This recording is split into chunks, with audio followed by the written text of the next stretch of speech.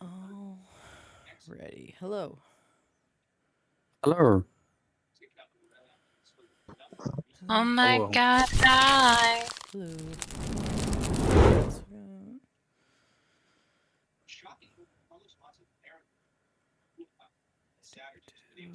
gonna go ahead and play this.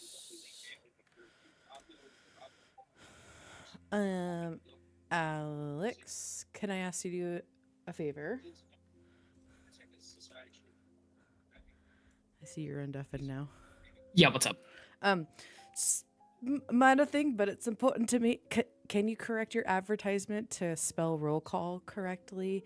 It's roll as in like the roll that you take on, not the roll of the dice. It's a pun. Oh, That's yeah. So yep. roll, yeah. That's all. Thank you. I do have mine right then. Oh,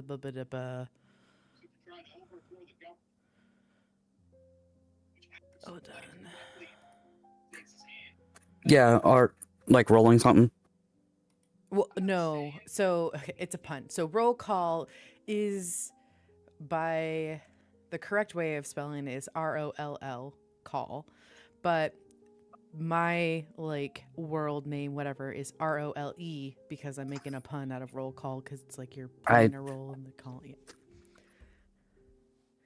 That's all. I had to fix mine too, so thank you Yeah. for saying something. No worries. I like my puns. Okay. Let me thank you for flexing that. I might just adjust this to a 7:00 start time. When I worked downtown Seattle, we would all easily convene at 6:30, and that's just not true with my current job and the bombs that drop apparently 10 minutes before I'm about to hop into my car. So it is what it is. Welcome everybody. How's everybody doing? Oh I'm well. doing pretty good.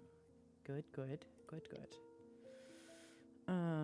Love to hear it. Today was definitely like a rainy, lovely Pacific Northwest day, very fitting of the theme that we have going on in the party that has yet to be named. Okay. Let's see here. A little bit of housekeeping. I believe we're all still on for next Monday and we're all still on for December 1st. Just checking in again that works for everybody as we're going into the holidays. Yeah. Should be. We will see how my desk is set up on Monday after the move. Okay. I should be. I've raised. I'll let you know about the first. Okay. Sounds good. I will probably cancel the 15th and the 22nd just because I do like streaming these. And the 22nd, I will be in Texas. And then, sorry, the 15th, I will be in Texas. The 22nd, I will be with family for the holidays. So, just know we have that coming. That being said, we did level up at the end of last session. Before we begin, any questions on any of the stuff? Everybody's got their spells sorted for those folks that need to select spells. Does that put us at level 4 or level 3? Yeah, I did not realize we leveled. Oh, you didn't? Oh my god. So I'm so sorry. No. Don't worry about it. My brain is catching up from it was the previous one that we had leveled. You're good. Okay. Okay. Brain is going a mile a minute. It is fine. You had all three of us going. Nope. Yeah, I was like, you wait a passed minute. the test. Good job. I was like, okay, let me do this real quick. I'm excited for another level. Let's go. Nope. Damn, guys, we shouldn't have said anything. We should have just done it. Nope. Okay. Cool. So that being said, who would like to do the recap of last session? I'm gonna admit I forgot to take notes last session. Wow. I do remember. I just forgot to write notes. Sure. I can give a little something. Feel free to add anything from anyone else. But at the start of last session, we were on our way to the Eindervale estate after the events that happened the previous session with Scarlet Barrows being arrested, us going into her study, finding all of this information, yada yada yada. But on our way there, Aiden noticed that while passing through the section that we were in, he was reminded of his time at the churches, monasteries, whatever you may call them, and was kind of unaware of what was going on in the surroundings. Adrius was focused on trying to get to the estate. Eliana was also just traveling along, but Rowan did notice that there was something lurking behind us, but every time he looked, he could not see it. But no one else seemed to have noticed it. So, continued on to the Eindervale estate, at which the point of going there was to meet with Adrius's butler, that I cannot remember his name because I'm bad with names. Dreyfus. Dreyfus, thank you. And upon entering the estate, everyone kind of just followed Adrius's lead, where they had a touching moment of playing the piano together, and from there, kind of started trying to explain the leaden box that we had that contains the two crystals. The clear crystal that is full of like a black ichor liquid, and then a crystal that is also about the size of a heart that was clarified last session. And from there, kind of explained what happened with Barrows, and it kind of concerned Dreyfus with what was going on as they were childhood friends. And from there, Adrius's father made an appearance, and that's all I really got because I have really bad memory. All good. Anyone else want to share any information? Yes, I have some stuff. Okay. We found out from Dreyfus that the Crimson Dominion is essentially a black market who specializes in artifacts. Eliana at one point mentioned that she felt that this whole arrest was a setup by Barrows. We learned that the Crimson Dominion was a known enemy of Barrows. At a moment, whenever Eliana was using or inspecting the crystal, we saw Aiden become affected by these crystals, having to cover their ears from hearing whispers. We learned that Dreyfus was the investigator hired to find Adrius's sister. He was hired as the butler afterwards.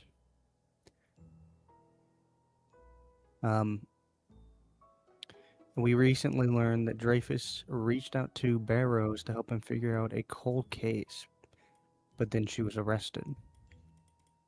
And near the end of our conversation, Dreyfus brings out his key to his office, handing it to us, and he stormed out to go and help Barrows. Awesome. Yeah, I don't have much to denote except for the following. The cold case that Dreyfus reached out to Barrows for isn't a random cold case. It is your sister's cold case. He specifically reached out to try and hopefully shake up some new leads. And apologies if you hear Ari in the background. She's having feelings. And yeah, there was a moment that Adrius and Dreyfus kind of shared on the couch as he checked in with you on Adrius's recollection of how he came to be with the family. He was brought on originally as an investigator for your missing sister's case. Eventually, your father, whether it be just they grew close or for whatever other reasons he really didn't expand upon, your father decided to hire him on as staff for later. And another thing that he revealed to your group was he was actually supposed to meet with Barrows the next day, as since they had kind of reconnected in this case, she had let him know that she found something out, and then they were supposed to meet tomorrow, but obviously that's not going to happen. And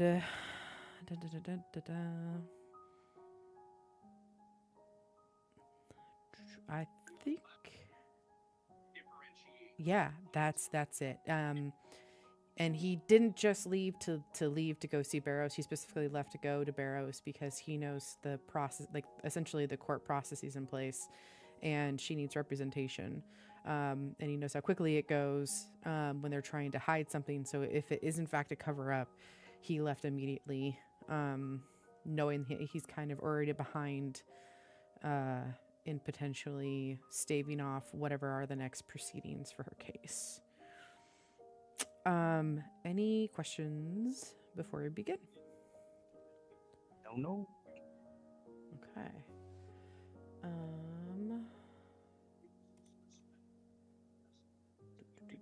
Okay. So I'm gonna go ahead and switch our map to the Eindervale estate. It is still the evening of the 18th of Transmutia and the 7th year of Palor, 490 Diathanum Reign. You'll see that the map has extended a little bit. I'm adding the second level, and the only reason you're able to see the second level is because Adrius would have knowledge of said second floor. So let me know, Adrius, when you can see the whole map, and I'll kind of walk you through the different rooms for your knowledge. I can see. Okay. All right. So second floor. It's this mansion itself. It is not. It is spacious enough that it can have your entire family, plus some servants. It is not so exorbitant that it's like the biggest estate in the inner living quarter, or ward, excuse me. But on the second level, you'll find your parents' room here. I'm just gonna double click things. You actually had the corner room, being the firstborn or secondborn, but there were multiple reasons why you were given this room. Mostly because there is, as any cultural, most cultures that are not mostly matriarchal, you are like the first son, though you are secondborn. So you were given a little bit of bigger quarters. There's a supply closet across the way. There is your father's study on the other corner. You were rarely ever allowed inside of his study. He took meetings in there. There are a lot of sensitive documents in there. All the different things that you kind of surmise what would be in your father's study as someone who is high up in politics as he is. Then the room directly across from your parents' room is Marceline's room. Last time you were inside this room, it was almost as if it was the same day that she went missing, and they purposely keep it like that. And then on the other side are actually the servants' quarter on the second floor, which at this point in your knowledge, it would just be Dreyfus's quarters. He's got essentially kind of a foyer, a small closet, and an office space where he keeps his own desk and everything. So any questions on the second floor? I would say like ceilings are pretty standard, doors are pretty standard, Think of like your old like Victorian home.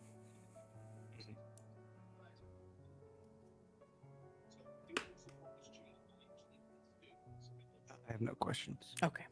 All right. Well then, we will pick up right, it's been probably maybe a minute or two after Dreyfus has made his exit.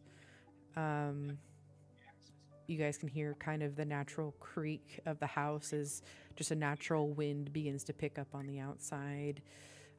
It's pretty dark outside at this point, and you can see the lamplighters are making their way through the streets and naturally kind of using their wands or other means of verbal magic to light up the enchanted lampposts throughout the city.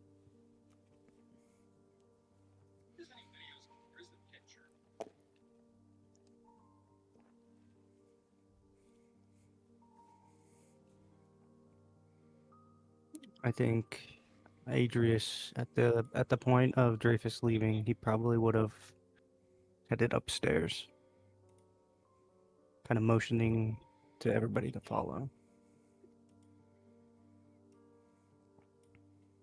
Okay. Go ahead and move your token for me, if you will, to the second landing.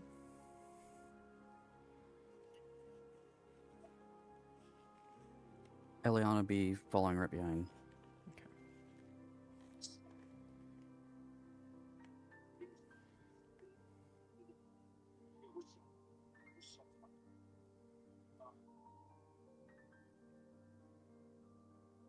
Probably in a brief moment of feelings, not usual for Adrius, he probably walked to his sister's door, place a hand on it, let out a sigh, and then walk into the office.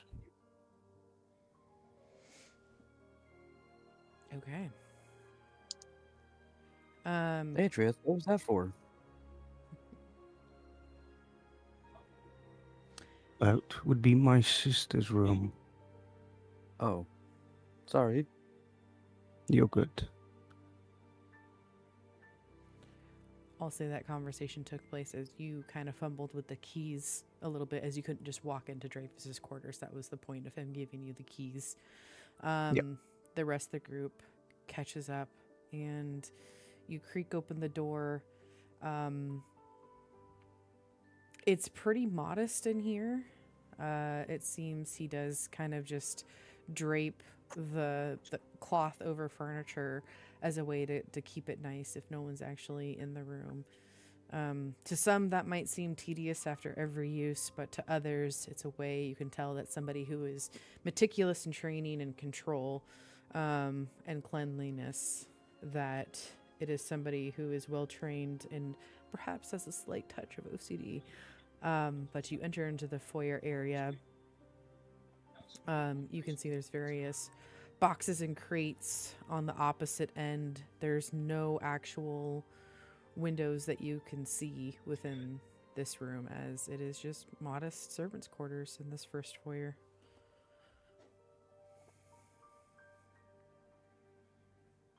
Adrius would probably take a breath, look around for a second, and head to the office.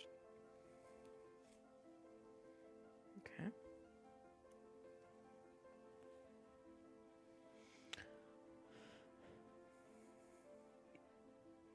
You take out there's a second set of keys on the keys that he gave you to open the inner office doors. Takes you a second. Before that happens, is there anything else anyone wants to do before he walks into Dreyfus's office?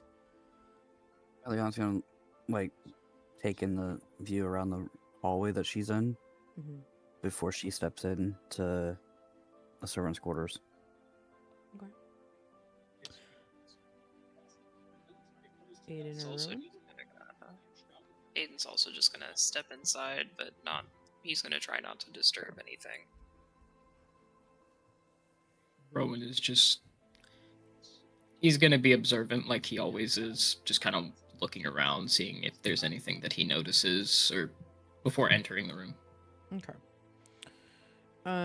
Since Ileana and Rowan specifically stated they were doing a little bit of observing. Go ahead. I'll allow some perception checks for me.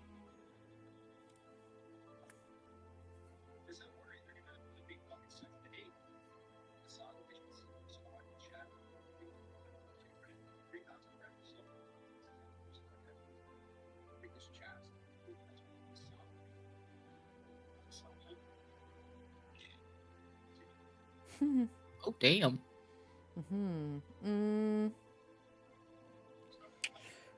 Rowan, you hear the sounds of some person in this room as you had walked up the stairs, just kind of shuffling around.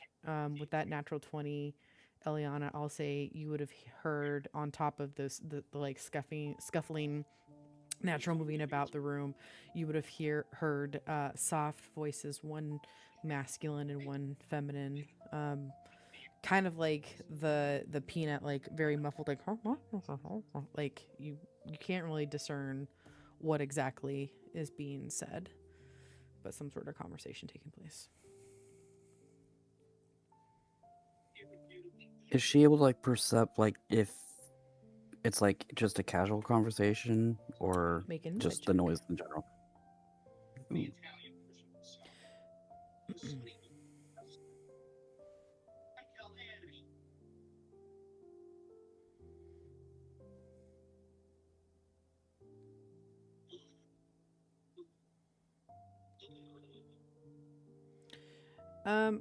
Hard to tell. I would say just because you had just recently heard one, you can definitely identify the rumble of the more deeper masculine voice to be not Aberforth. Aberforth's, excuse me, voice. But this is the first time he didn't say anything, Dreyfus didn't say anything, but there is a lady of the house within, currently occupied. I would say it would be easy to put two and two together that potentially his mother is also in that bedroom.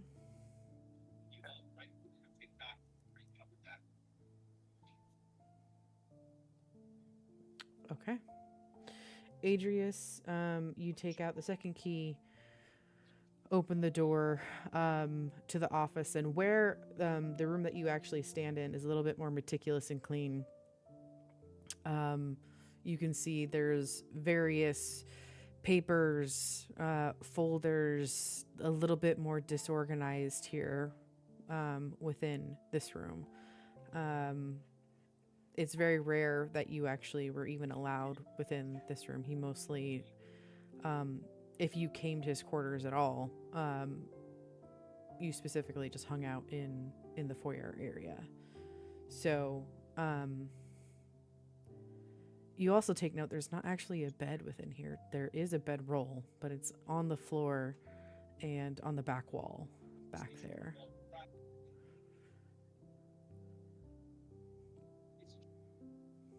At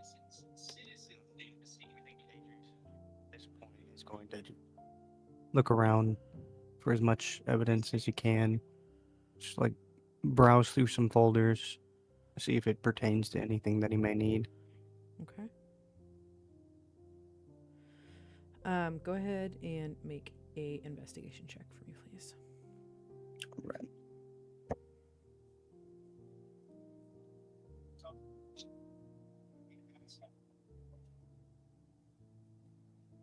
Uh, 11. Okay. So looking around, there's a couple of folders that you're able to pick up.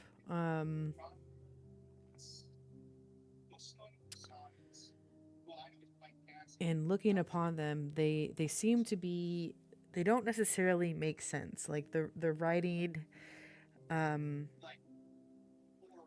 is not logically common, and you realize it is Dreyfus's personal cipher that he has taught you, but you're able to scurry up, I would say, about 3 different folders with various notes over the next 10 minutes or so, kind of grabbing pieces of here and there. That is a pretty low investigation check. So perhaps you are a little flustered in what you're trying to locate. And when you do look upon the pages and see Dreyfus's personal cipher at work, you know it's going to take you a good amount of dedication and time to be able to completely write it out to exactly see what it says. And you know it's written as a cipher because this is how he protected any investigation that he would do from any prying eyes, even if they got a hold of it.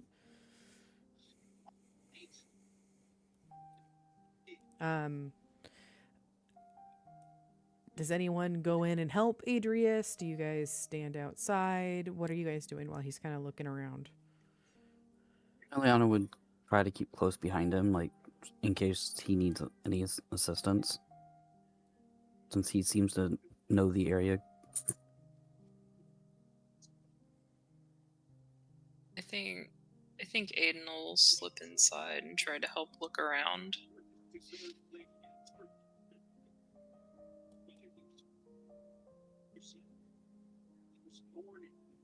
Rowan's just gonna kind of be in the main area that seems a bit tight in that office with a couple people in there.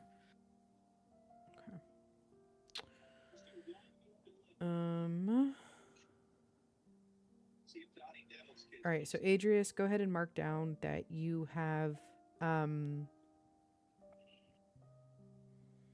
would say the equivalent of, with the folders that you found, I would say like 2 boxes worth of field notes that are, that belong to Dreyfus. If you could go ahead and note that in your inventory. It would take you approximately,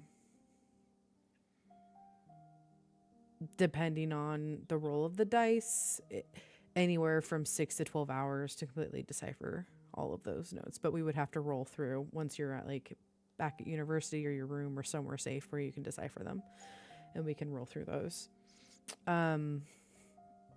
Aiden, since you had offered to kind of look around, I would say you can go ahead and either give me a perception or investigation check.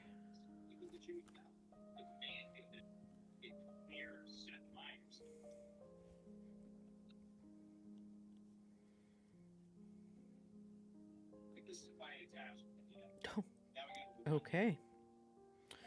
Nice. Eagle eye.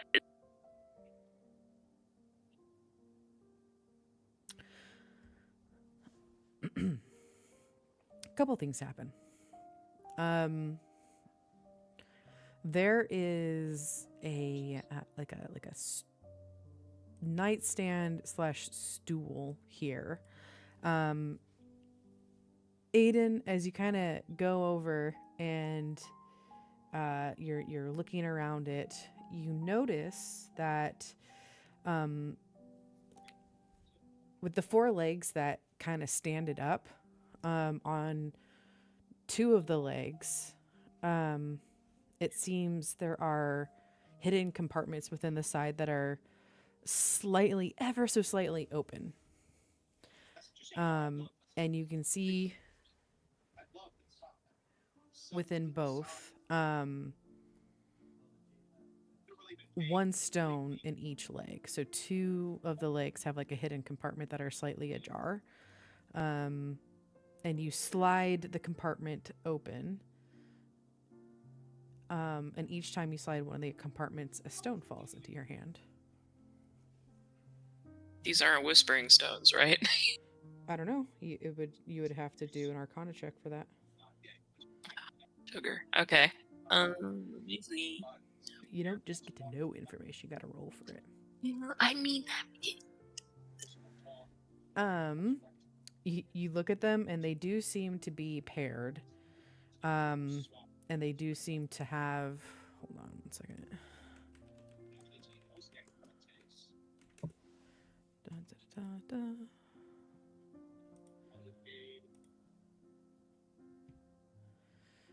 They do seem to have faces carved into the stone that seem to be speaking. They're not whispering stones, they're sending stones. Specifically, they're enchanted to maintain the message cantrip. So they do act as tiny walkie-talkies between one person holding a stone and the other person holding the other. And I'm going to drop an image in voice chat of what the stones look like.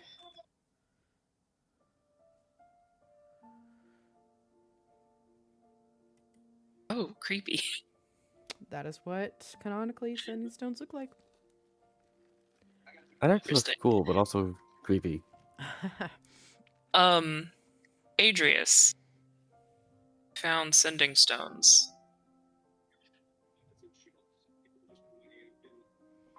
Which I will say, at this point in your guys' careers, they are typically kept under lock and key. There's a plethora of them at your university, but they're usually only given out when people are going out and doing field work, kind of like going to an armory and checking out specific equipment.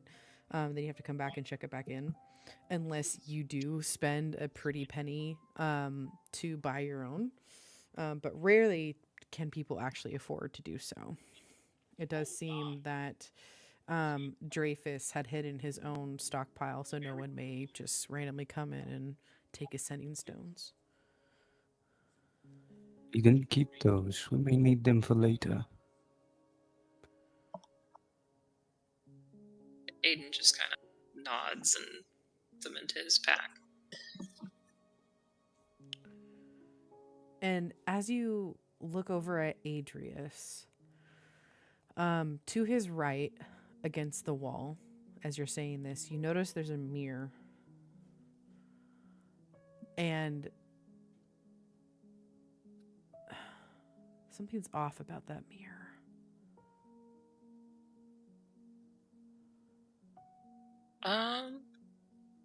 I'm going to approach and sort of check it out. Could I do an investigation roll for that one? Mm-hmm.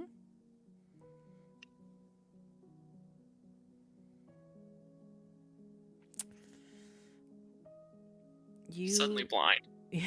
you walk up to the mirror. The edges look weird.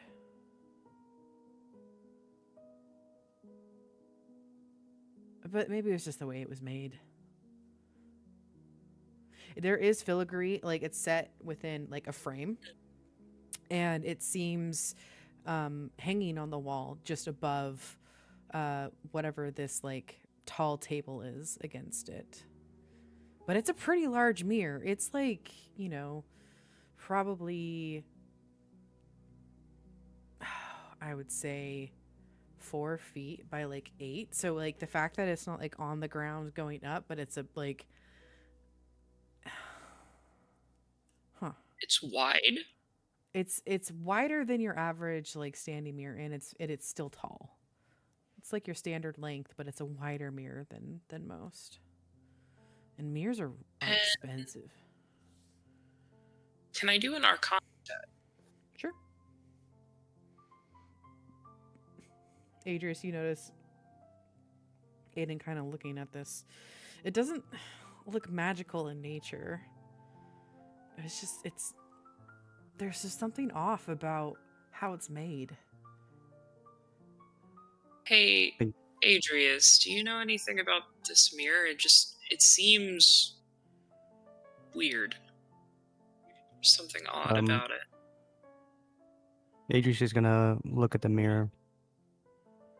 He's gonna kind of try to discern exactly what this is. Yeah, go ahead and make an investigation check, please. Or perception.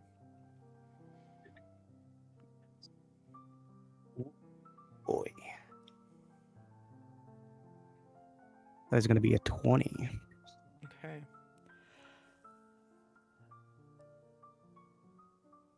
You start running your hands along like the really fine filigree that is on the frame of this mirror, and you go up and around and down, and then on the bottom left is this rose petal,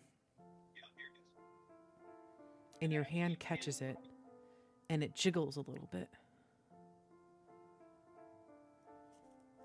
He's definitely gonna open it Okay. or mess with it. You mess with it. You start kind of fidgeting. It doesn't pull, doesn't seem to push, but then you begin to twist your hand and the rose petal twists. And as the rose petal twists, it's not rose petal, it's the actual rose. You hear a click. It goes for about half a circle. You hear a click. And Aiden, you look at this and you realize what was throwing you off was like the mirror wasn't fully flush with the filigree, and it kind of clicks and the mirror moves aside to reveal what looks to be some sort of board behind the mirror. And before you is a very crudely drawn old map of Surrendale. You can definitely look at it and you see the rings of the city. And I'm going to go ahead and I'm going to switch us back to the actual map itself. You'll see that I made a little mark for Einderville Estate. And hold on. You see on this map is, give me 2 seconds.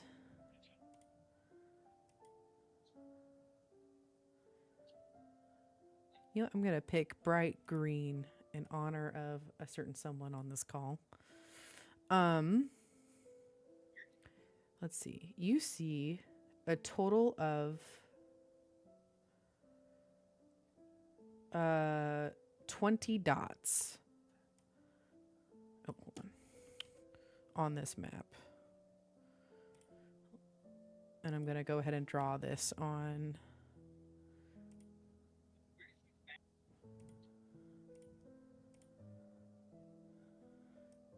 One is very clearly on Einderville State.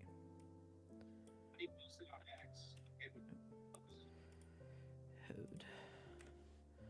I didn't want it to be that big. That's what she said. Okay. We got one there.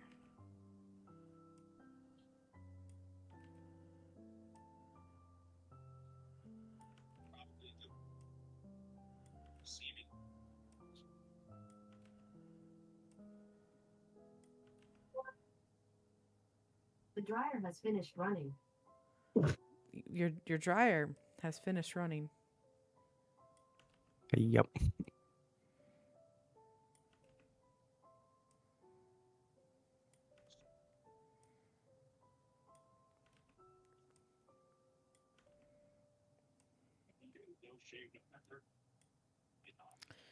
One, 2, 3, 4, 5, 6, 7, 8, 9, 10, 13.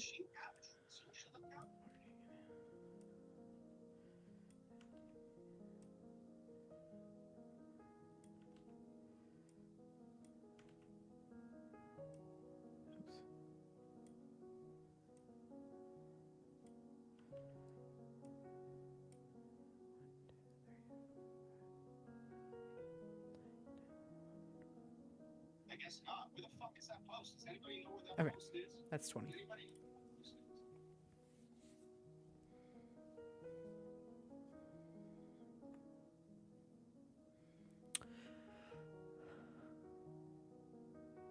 And they all, I would say, like, they have like little dots, but they also have like little pins in them. And there are notes that are kind of scribbled throughout this map, around the map. And the map itself is pinned into this backing. And the cipher for anything written on the map is also written in Dreyfus's cipher. And Adrius, take a sketch of this map and all the notes. It would take some time, quite some time. You could also just grab the map. That is true. I think he's gonna grab the map. Okay. You carefully, like on the edges of the map, you're able to unpin it. You would have to carefully roll it up as there are various notes that are attached to it, but you would be able to grab the map.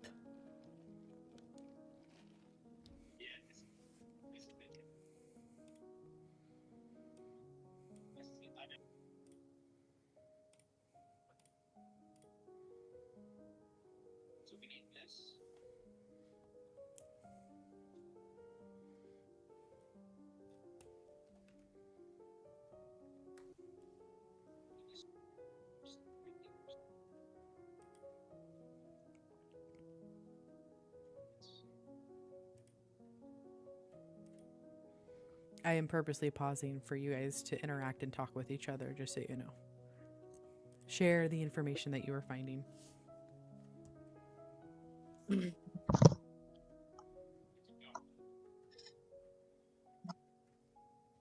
Companions, we found quite a bit.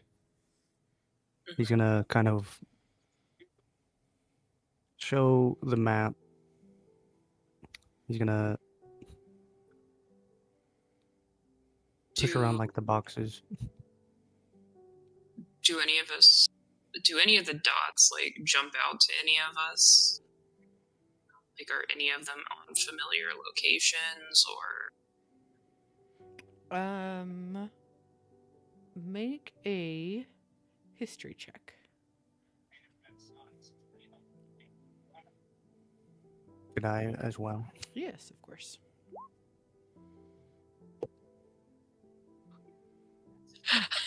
I've never seen Damn. Serendale before in my life. I got a 14. Okay. And Eliana will do one as well.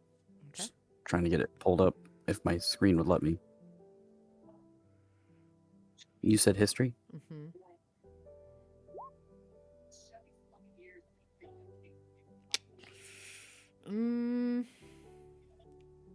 And then what was... Sorry, you said 14 for... Yes.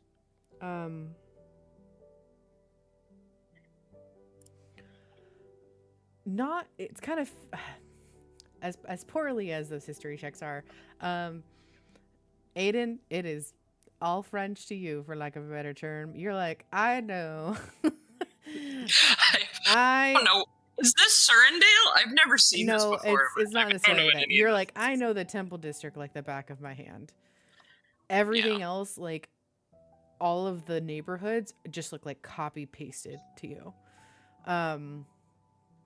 Print rolled, if you will, in this era. So nothing really stands out to you. Like, you have a hard time even finding certain markets.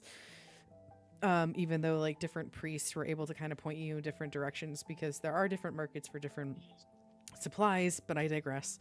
Eliana, you're like, for the last 2 years, you've mostly spent your time in the university district. Maybe once or twice you've wandered into any of the living wards. It just looks, you know. Interestingly, with the 14, it's so fitting that you were the one to roll the highest.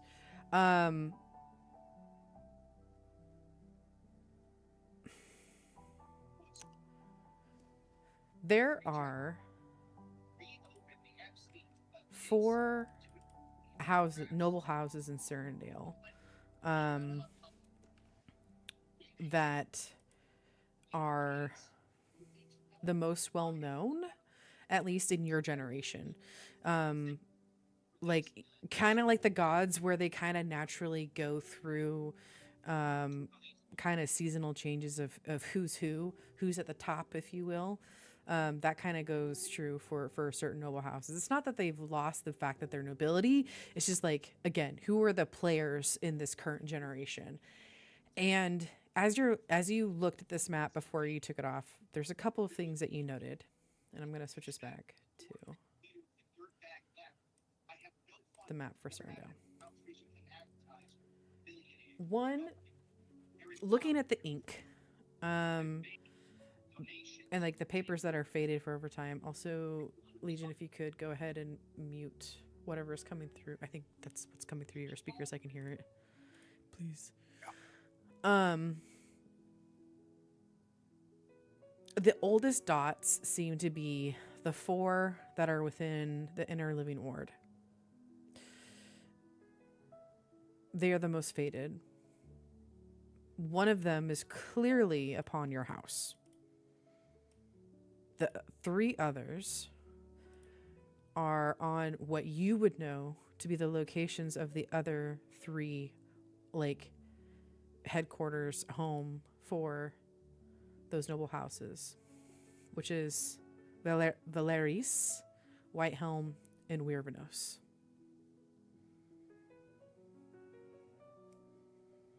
Strikes you as interesting.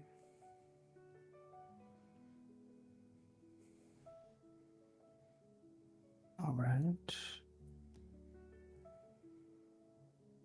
Sorry, I'm writing it down. No, you're good. That's why we got a handout.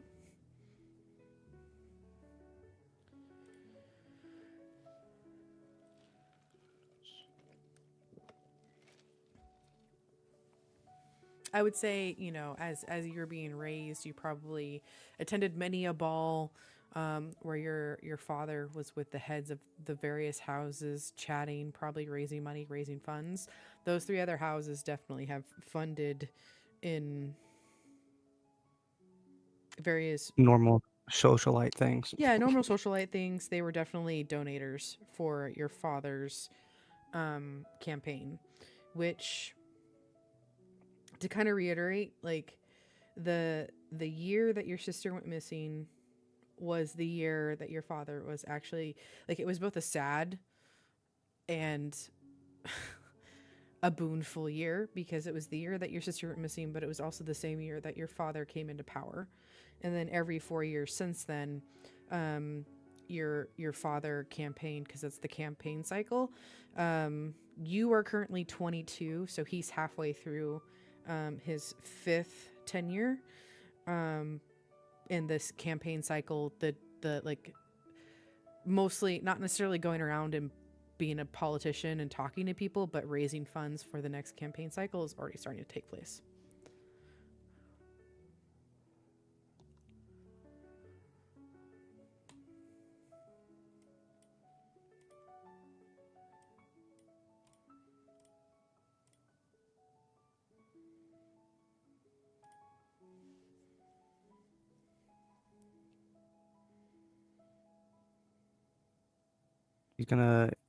He's just gonna use his finger and point at the map and be like, "These are the most well-known houses in all of Surrendale.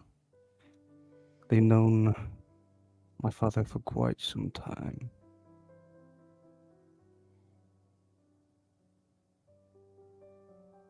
What about these other dots? Do you recognize anything about those? Did he recognize any of the others?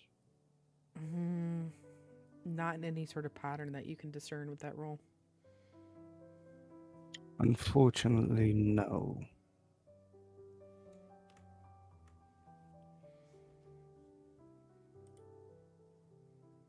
Do you guys notice anything else? Because we should probably get back to the university. Adrius is gonna take one more look around.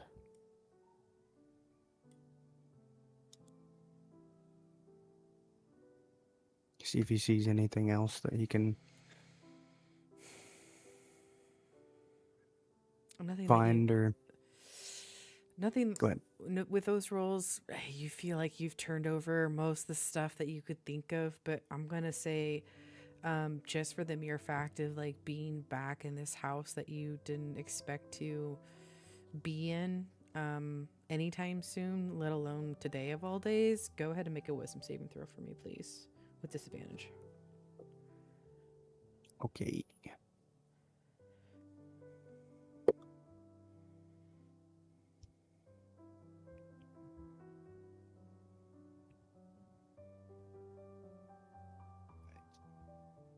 $11. 11. It's been a long time since you were in your sister's room.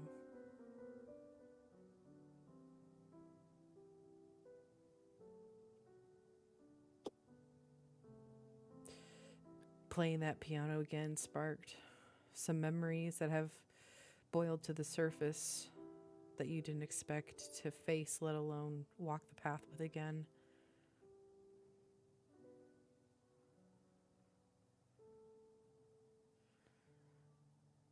He's gonna... You get the urge to look upon her room one more time.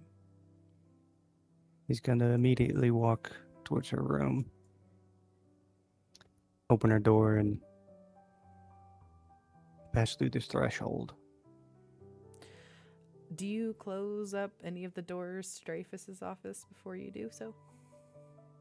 Yes, he would definitely start closing things up. Okay. Probably locking them back. Okay. So to the rest of As the a party, respectful Adrius thing. hasn't really spoken much. He's mostly just kind of walked in, looked upon, said a few things, walked out, locked the doors. I would say, you know, it's very clearly that the rest of the party is picking up that he is going through some pretty dynamic emotions right now. Everybody has lost someone in their life. He hasn't spoken up too much about his sister. He takes a moment, locks up Dreyfus's door. You see him kind of breathe in, breathe out, turn towards these other set of doors that he had told you folks that belonged to his sister. Hands almost shaking. He turns the handle and he walks in. There's no lights within this room. The light from the hallway spills upon its floor.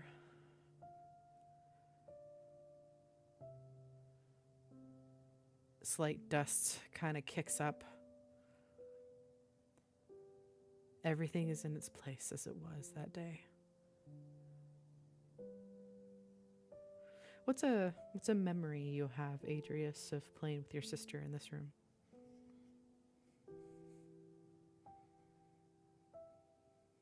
It was probably a time after a festival. They probably each had gotten some sort of like gift from their parents. They probably spent a whole afternoon just talking, laughing, messing about.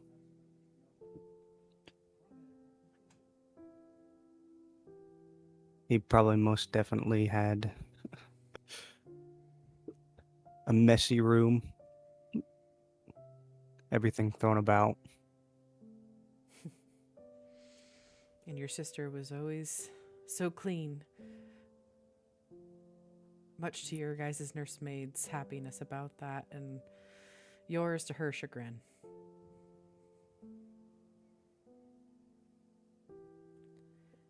You've memorized every single inch of this room, just like your parents have.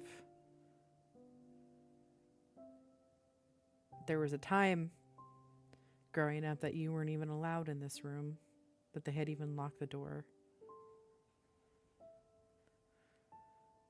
Now as an adult, standing in this room, looking around, go ahead and make a perception check with advantage for me, please.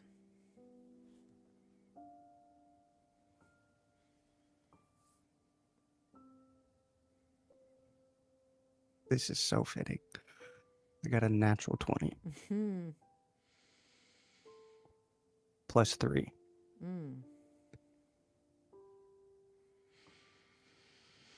It's very fitting as the DC was 18.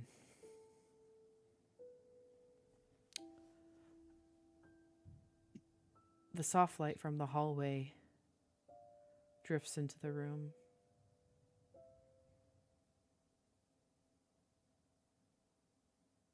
It's been a long time since somebody was in here. You... Wait. Something catches your eye. There's something metallic that glints from the pillow, on top of the pillow of your sister's bed. Her pillow's never had anything on it before.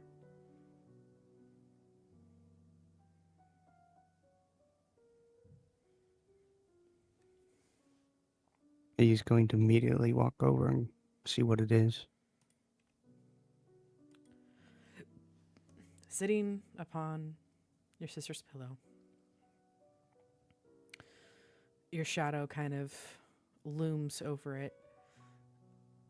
Seems to be some sort of coin the size of a $50 that has some sort of like fancy-ish border, and set upon the inside a demonic face that has its maw open wide, teeth that are long and skinny, red eyes, glaring up at you.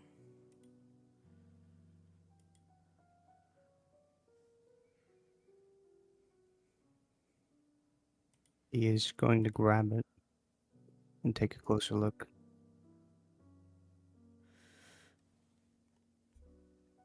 You take the coin. It's got a little bit of a heavier weight than you would expect. Make a wisdom check for me. Is that a wisdom? Yes, wisdom, sorry.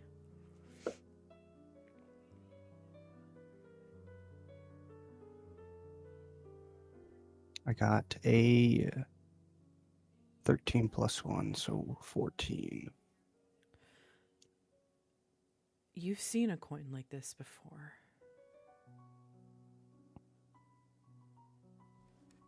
You were about 12.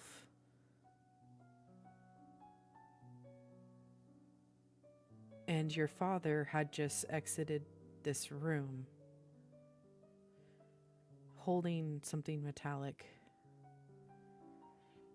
He didn't see you. You were hidden around the corner.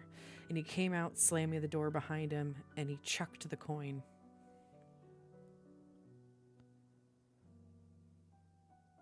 Down the hallway towards his study.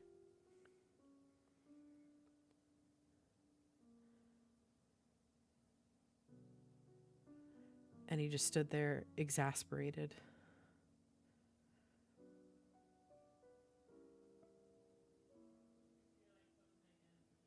He walked away, and at that point you went up and you grabbed the coin.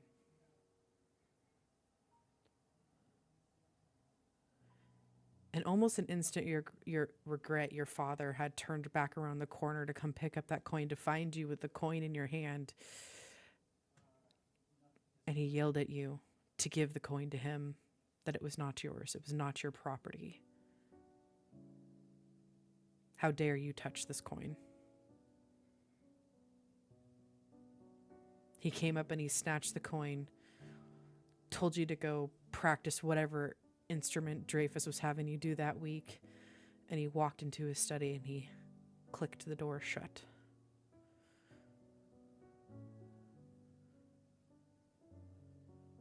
Why is this coin on this pillow? Your father spent so much time in his study. He was so angry. How did this coin get here?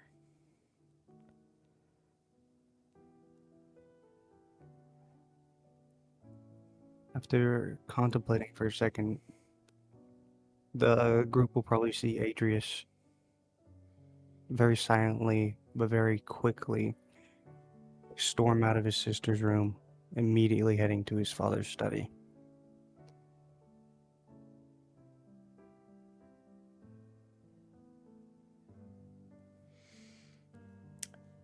Adrian, Mm-hmm. Go ahead. are you alright? I think there's something my father is hiding. What makes you think that? Did you find something? As he passes them, he flicks the coin to Aiden. Ooh. Let's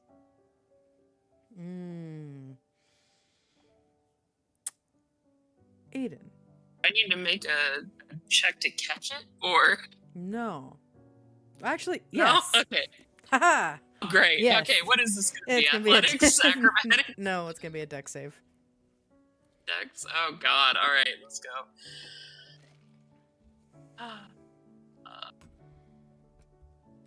Is your mic away from your mouth right now? Yes, it was. I apologize. Oh, you're good. Is that better? So much better. You sounded tinny, but I was like, I heard It- it earlier, It but I'm wasn't like, even that far. good. Okay, there. Is that what I do? Yep. Yay.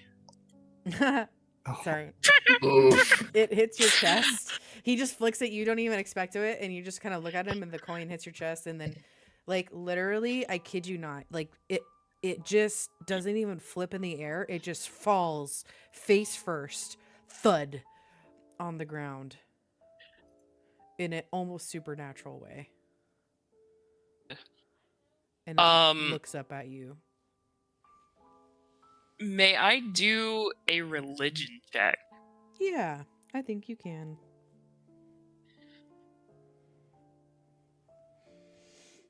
And with the noise that just happened, Eliana's kind of look towards the bedroom of where she heard his father speaking.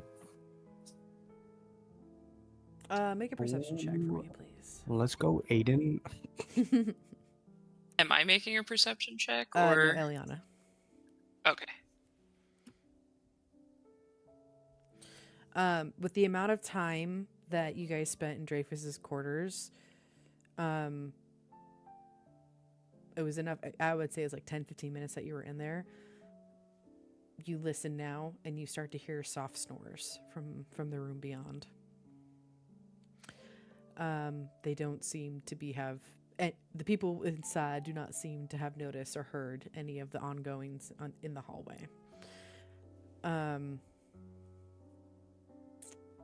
With that religion check, give me 1 second, please. Absolutely. Take all the seconds you would like.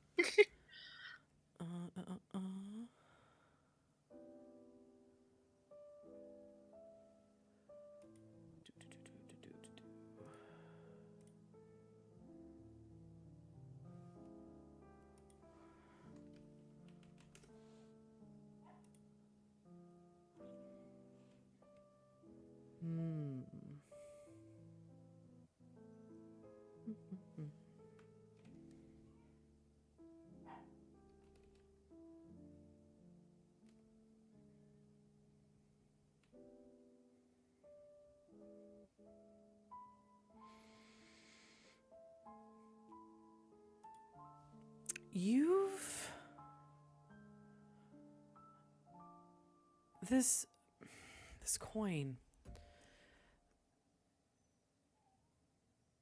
There are all sorts of I've talked about this before. The temple district, it just has literally scores and scores and scores of temples of all different themes, of all different varieties. And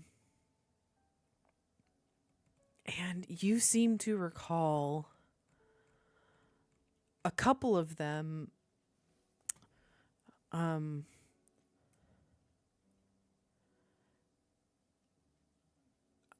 of having the theme of greed, of overture, of excess.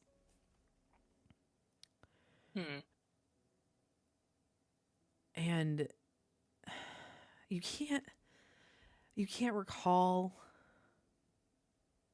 the deity per se, but a few temples kind of come to mind, and you specifically remember one of the priests who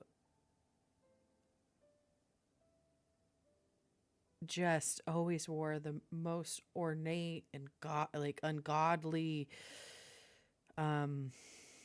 priest robes, literally made of gold, that almost seemed like that the end of it was like dipped in red, and you always questioned if the red was actually dye or was it someone's blood. Like, it just looked so gaudy. And you remember, like, this is what strikes you with this role, is he was carrying some sort of book, and on the face of that book was a circle with this exact imagery upon it. And you remember that day just getting chills down your spine, as that did not... You know that everyone deserves a place to worship, but that just seemed so unholy, seemed so the opposite of divine. But to each their own. Everyone needs someone to believe in. Some people found comfort in the Temple of Greed. Is Adrius still in the hallway with us, or has he Oh Is he, yeah, like, I mean at this. gone? Oh no, not. This is literally Okay. happening within seconds. This is not happening in like 5 minutes. All of a sudden, Adrius is gone. You look at a coin and you have these memories. Okay. Got you. Adrius, I've seen this before. I don't remember the deity's name, but it's from a temple of greed.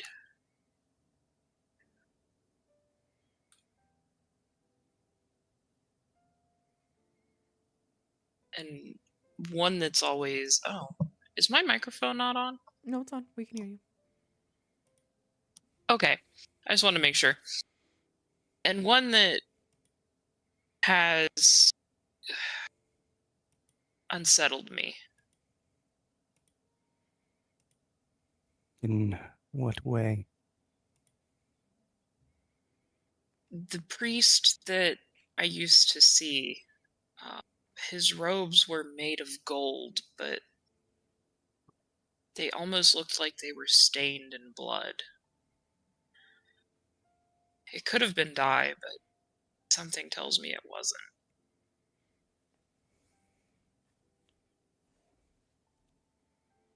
Adrius continued to walk down the hall. Kind of looks down for a moment, just contemplating. Trying to discern why his father would have this coin. And he's going to try to enter his father's study. You try to enter the study and the door is locked.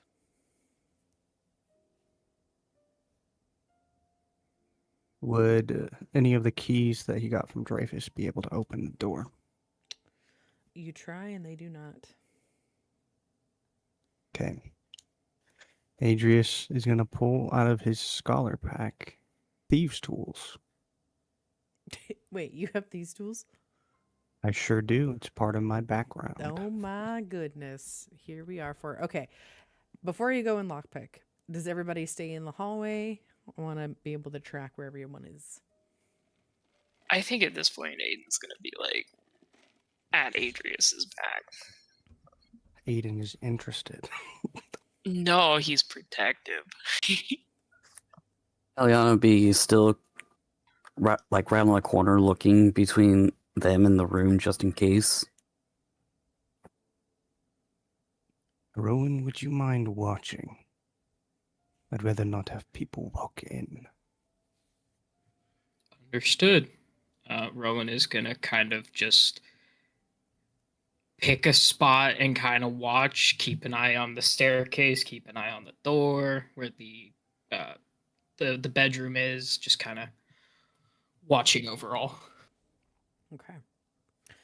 And because this is a first roll of this kind, I want to let you guys know that when you go to unlock a door, you shouldn't just be worried about if the door is locked. Don't just try handles if you suspect doors to be locked. You want to also think of the mechanic of traps. So you want to be looking for if the door is trapped and if the door is locked.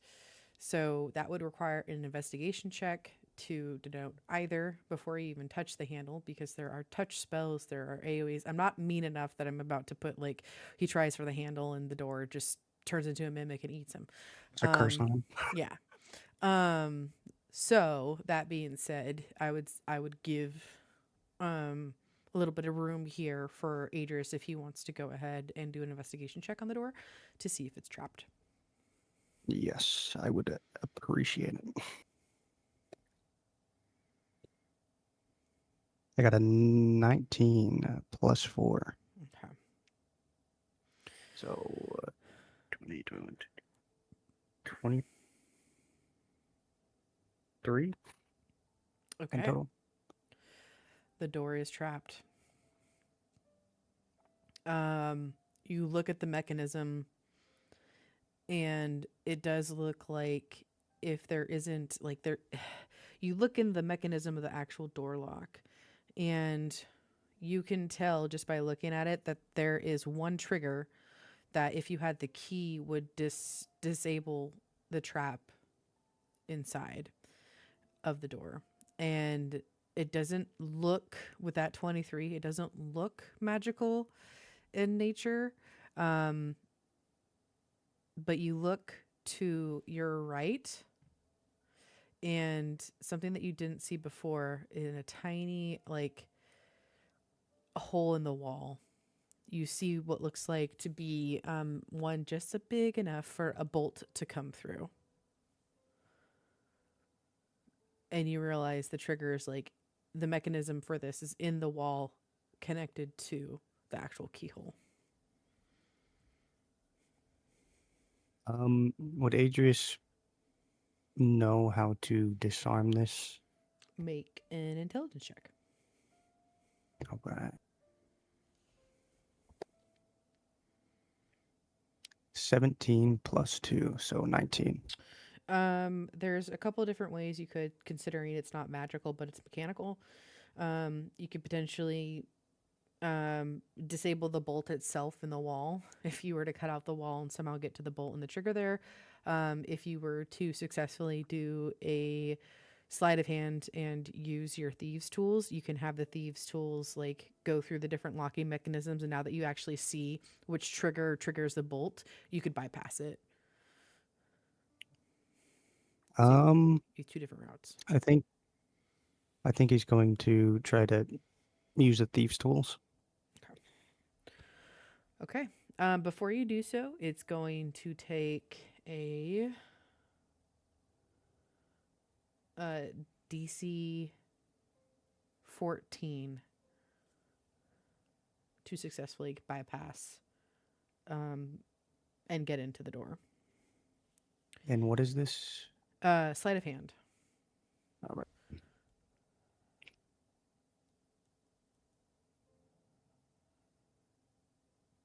18 plus 2. There we go. So 20. Not natural 20. Yeah, through years of training with Dreyfus, as he's set up many different obstacles for you to get around, practice those skills with, things that his mentors that had taught him. You're able to bypass the locking mechanism. There's a couple moments there where you can feel the sweat coming down your brow before you hear the soft clicks, one, not of disarming the trap, and two, of the actual door unlocking. As you open it and it creaks open before you, you see... Can you just Go ahead. I have a question. Could you describe what the other people see Adrius like doing? Because I feel like this is such his thing. I mean, I would say it's pretty standard, like out of character. Like, you guys know what lockpicks look like.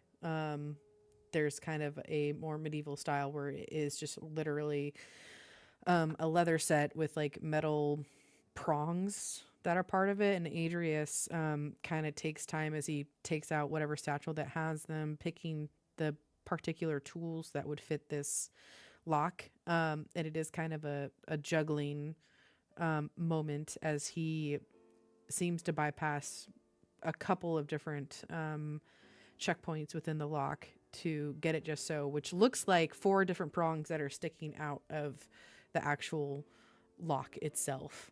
I would say within 20 seconds, based on that roll, Adrius is able to kind of click, click, click, and sighs heavily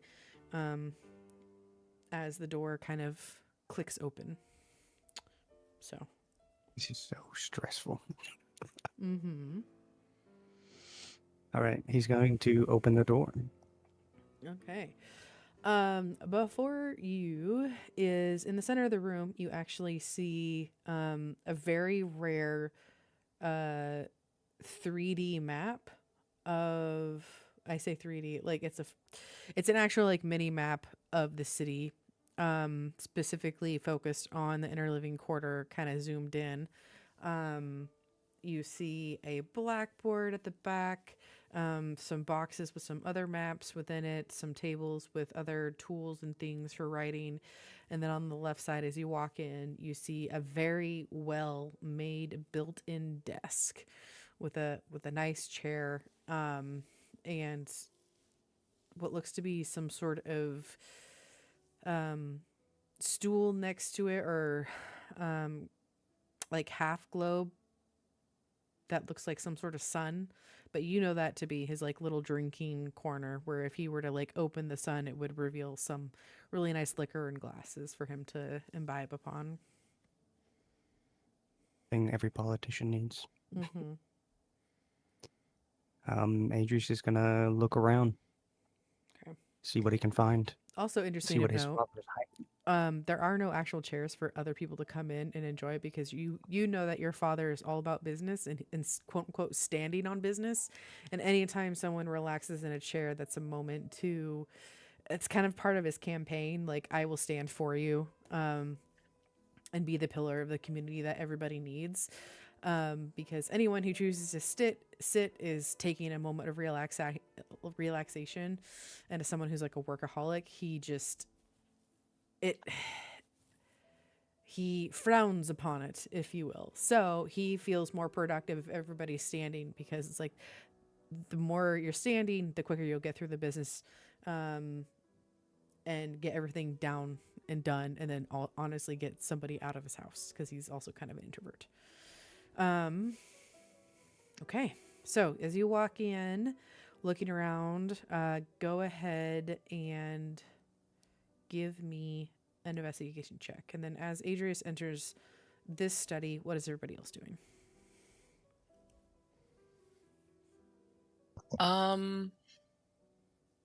Aiden's going to probably stand by the door and just kind of. No, he's going to follow Adrius then.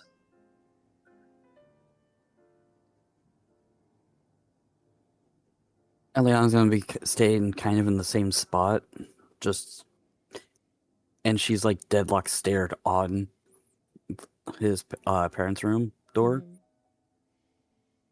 and she's kind of like ready if something goes wrong. She's already ready to shift if she has to. Gotcha. Oh, I forgot to say, apologies. There is an area rug that seems to be like in between this chair and this table right here. That's Okay. just like your simple 5x5 rug. So I rolled a 7 plus 4, so that is 11. But can I use my inspiration? Sure. Please move your tokens where your characters would be, inside the room or right outside.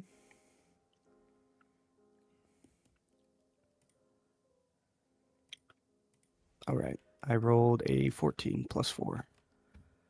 Okay. And that's an investigation check, correct? Yes. Okay.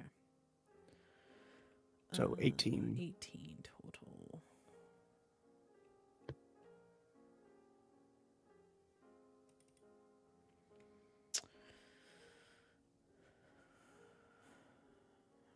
Okay. Eliana, Rowan, just to confirm, that's where you guys are standing in the hallways? Yeah. Yeah, Rowan would have moved a little bit closer to the door, still kind of watching the hallway leading towards the staircase and the bedroom. Okay. All right.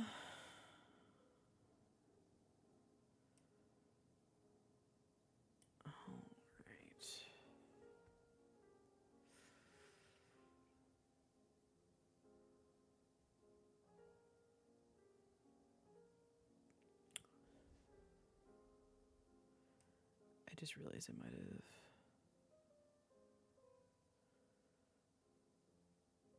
Okay. Thought I forgot something in the other room, but I didn't. We're good. Okay. So DC 18 investigation check. Aiden, are you doing anything in this room while Adrius is kind of rooting around?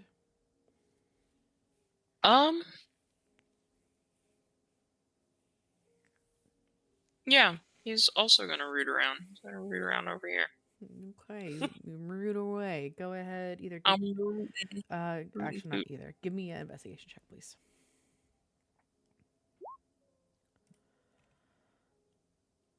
Okay, not bad.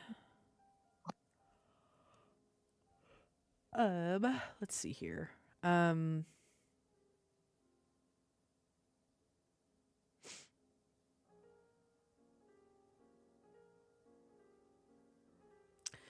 Adrius, you're kind of focusing on your father's fancy built-in desk.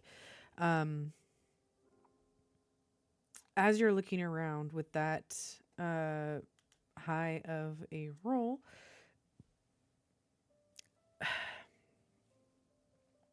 on his desk, kind of like above eye level height, is a shelf for, you just see a bunch of manuscripts, different books. Excuse me. Different books that are set in. They seem to be completely packed for the most part.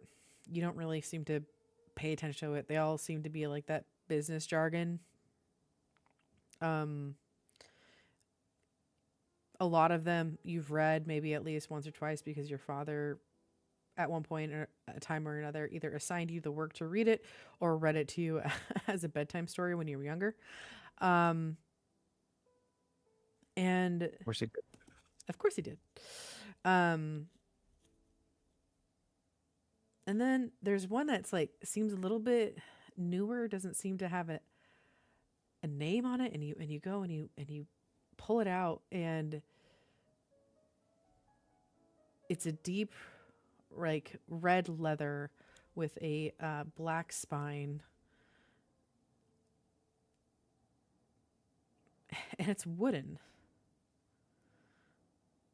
but it's like a wooden book.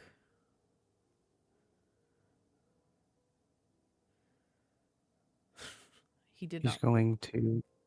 Go ahead. Oh, I'm sorry. Go ahead. Nope. Go ahead. He's gonna open it and see Okay. what it has inside.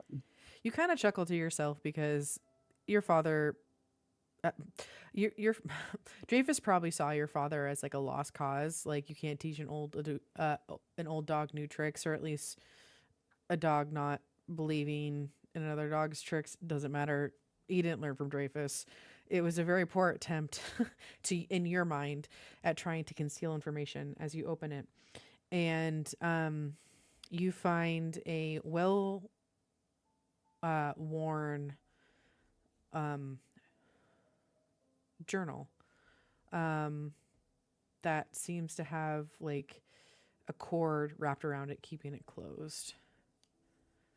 And you've only seen it a few times, but you realize this is your father's journal.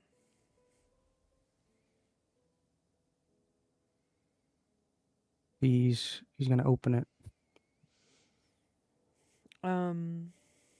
You open it, and you can see that the first date, as you're kind of flittering through the pages,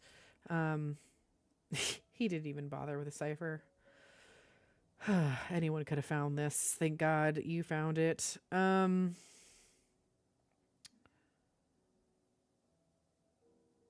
The journal starts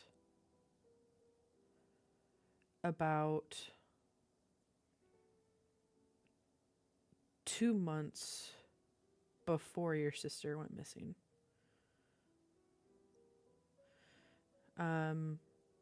It talks about very briefly, I would say just in a general glance, you get excited as it starts, 2 months before your sister went missing. The first passage talks about your father hearing about a local spot called the Crossroads, and he's preparing to go to the Crossroads, hoping meet some contacts there, trying to scrounge up some money for some hopeful campaign. He's hoping to do some sort of like grassroots campaign as he's really trying to earn wealth and money and renown for your family to set you and your sister up for life.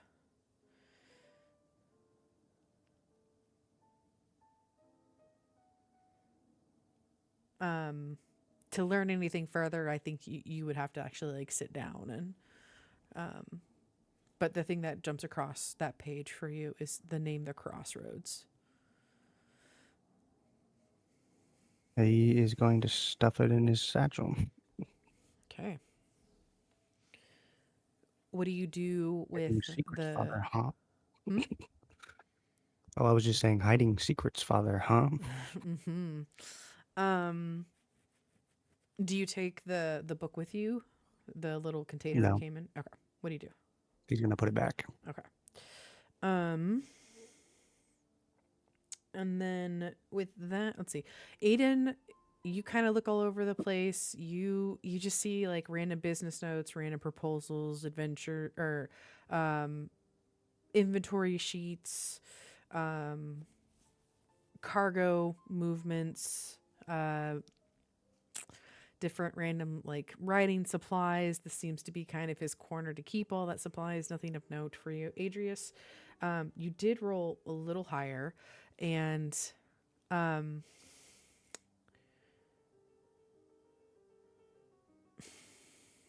you turn around and that like half globe to your dad's right.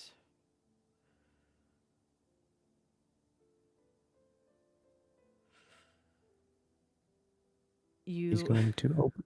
yeah, you open it. Sorry, I do dramatic pauses a lot. No, you good. You shift the sun so it opens completely. And you remember some sort of trick where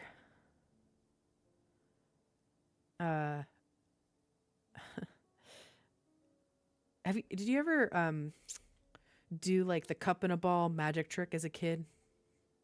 Yes. Where like if you take the balls there, the half balls there, you pull the lid up and then there's no ball. You remember overhearing your father about getting really excited about this globe here, and that there is some sort of trick where has to do with mirrors or something to potentially hide a hidden compartment within this globe. And you always wondered where this went. This is probably the first time you've set foot within your father's study since you're an adult.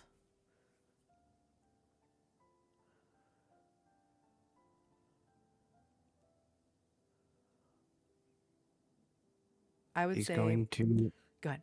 Go ahead. I was gonna No, say. you're good. It would probably take a another investigation check or a sleight of hand to probably try and discern like how do I make this globe work? How do I get that compartment to show empty? All right. I'd like to do investigation. Okay.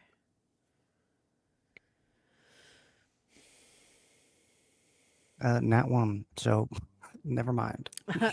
Aiden, you look over and you can hear Adrian's kind of huffing a little bit, kind of fighting this. Like clearly he keeps like shifting it so like liquor shows, then it closes. The liquor shows, and then he closes it. And he just kind of looks really stumped at this whatever small cabinet thing, but he's very clearly getting frustrated. Aiden's gonna. Can Aiden do an investigation check? Well, do you say anything to him, or you just notice him doing this? He just kind of notices him doing it, like walks over. He's like, "Do you want me to take a look at it?" Dastardly thing. There's a trick with it. I can't figure it out. Let me. You just keep showing liquor. And he's like, look at this. Look at this. Like, you close it in the liquor, and I know there's a way that, like, it can hide the liquor or something. There must be a hidden like, compartment. Can I, like, he's not gonna muscle his way in there, but he's, like, trying to imply, like, hey, can I look? Can I get in there? Adria sighs, but definitely steps back. I'm going to move your token so you're up there. Yeah, no, you're not going to be on the chair. You're going to be right there. Oh, okay. Cross his fingers. Blind. It's very Your luck tricky. has been bad Rowan, on both sides. You guys hear like the sound of shifting wood, like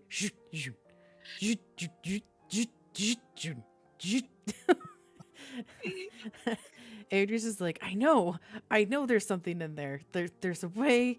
Like, Adrius, based on your high investigation roll, you know that there is a hidden compartment within this thing. It is. He's definitely thinking about just picking it up and taking it with him. I will allow the group one more chance to try and figure out the hidden compartment. If you Rowan want is gonna come in and be like, "What is like in a whisper, like what is going on?" This fucking thing won't open. Let me take a crack at it, and I am going to actually use one of my superiority dice for tactical assessment. Oh, there you go. Also, if anyone has guidance, hint, hint. I'm pretty sure one of you have guidance, right? Eleanor's gonna Guidance. kind of slide close to the door, seeing that Rowan goes in there though. Aiden just like slaps Rowan on the Okay. So what was it? An investigation check? Yes, please. plus before. And Fuck hold yeah. up.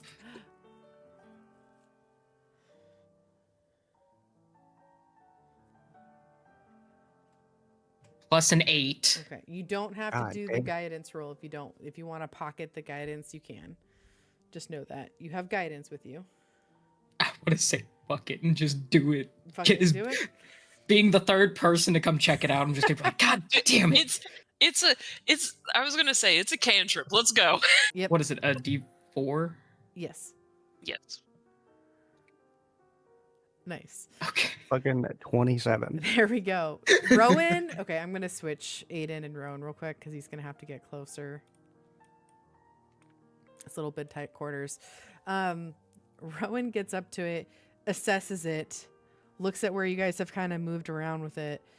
And Rowan, with your background, you've seen this exact item like in a fancy Fey noble's house. And you've seen people like they think they're so smart with the illusionary magic that's kind of within it. And you run your hand along the seam on the bottom size and you hold it while you open it. And it moves and you don't see the alcohol, like the couple of glasses in like the one like whiskey bottle that was shown within. Instead of that being shown as you hold and like essentially another compartment reveals itself, you look and you just see a simple leather pouch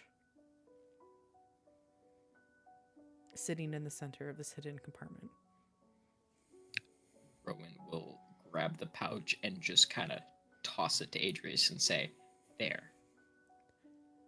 And just kind of back up away from the globe, just like he's done with it. Mm-hmm. Stupid fucking thing. And he's gonna open the pouch. Okay, so something happens before that. Remember that rug that I mentioned? Yes. Rowan is standing right directly underneath the rug. The second you go to lift the pouch, the rug begins to move and shift. And it's going to go ahead and and try to smother you and wrap you around in itself. It's going to get advantage on this melee weapon check as it's a round of surprise, and then we're going to go ahead and roll initiative after that. So give me 1 second. We're fighting a carpet. Yes. Is it where I'm standing now, or was it No, where I was standing? It was right when you lifted the trigger was you lifted the pouch from its place. And you're That's so standing. fucking funny. The first boss that we fight as a group is a carpet. Yep. Damn. Give me 1 second. Hold on. Can I make like a quick bathroom Yes, I was going to say Thank so. You are ahead of what I was Yo. going to say. Yep.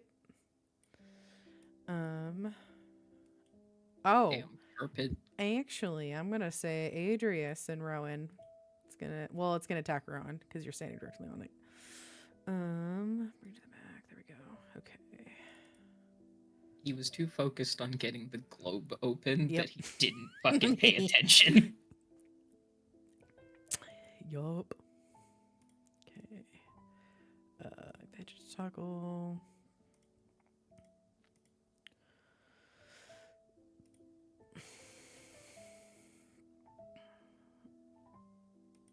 All right. What is your AC, Rowan?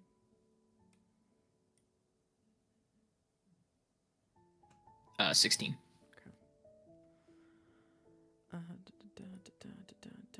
20 to hit. Fuck. Don't know why I didn't roll. That's dumb. Okay. Let's see. You are currently grappled. You are restrained.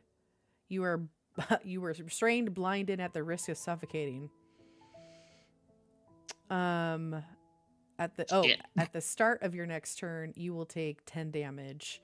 As the rug is like literally constricting as if it was a snake around your body.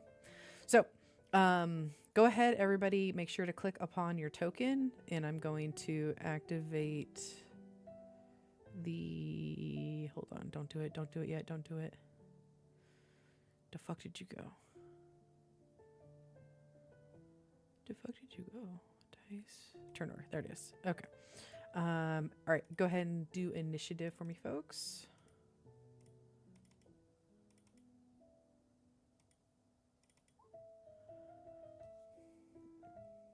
I'm gonna do this. Damn rug.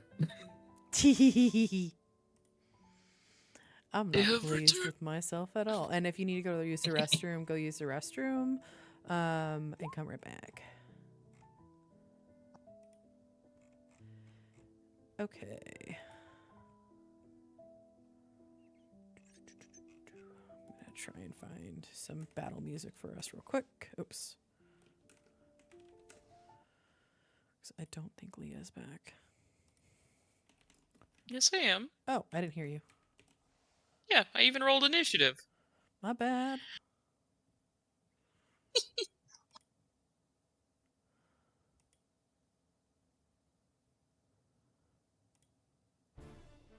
Oh, sweet. Okay.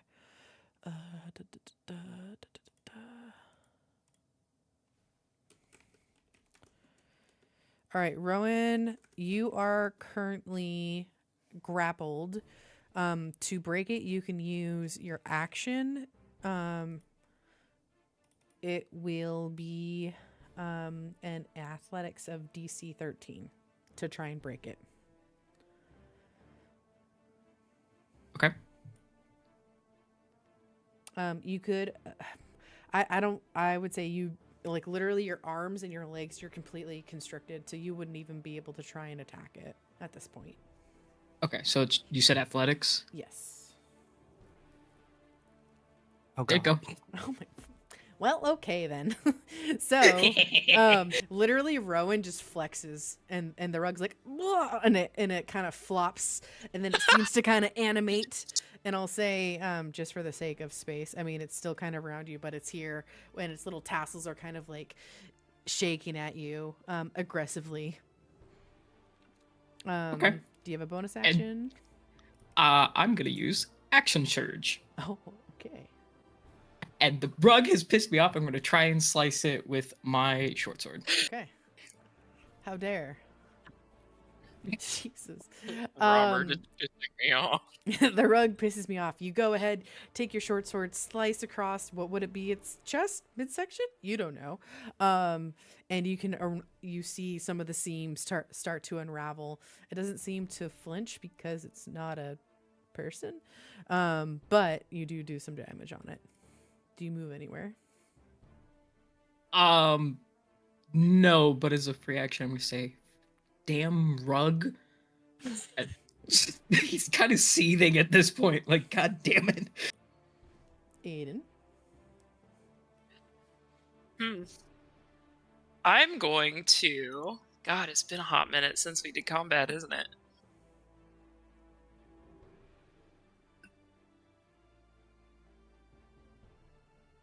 I'm going to do a good old Sacred Flame. Or am I caught up in this thing too? No, it was just Rowan. It can only attack one person at a time.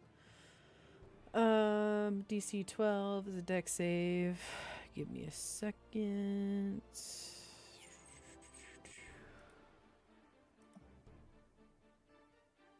It fails. It takes 1 point of radiant damage. Wow, big damage. Big damage, no whammies. Do you move anywhere? I would like to move here. Just to break things up a little. Okay. You are technically leaving its threat area, so it's gonna go ahead and try and smother you. What is your DC? Hooray! Great question. It is Or AC, not DC. Oh. AC. DC. Oh, it doesn't matter. It's a natural one. It tries to Oh, reach out, all right. and like it kind of stumbles on the, which makes sense on the standing table here, and just whiffs a little bit, and you feel like the tassels kind of tickle your elbow a little bit. So Aiden like swats away at the tassel just with his hand. All right, that is your turn. Idrius, your turn. Adrius is gonna see this rug as it tried to smother Rowan.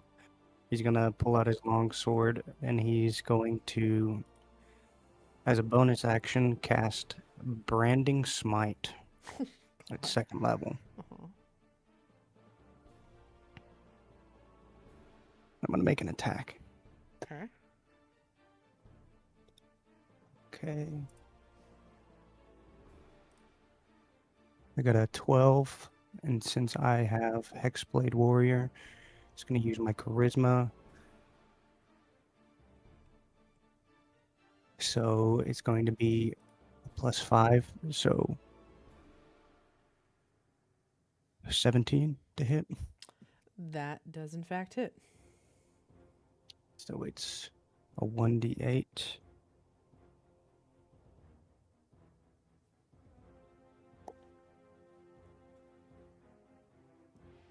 5, and then 1 second. 6. 11 damage. Radiant damage. Total. Yep. Okay.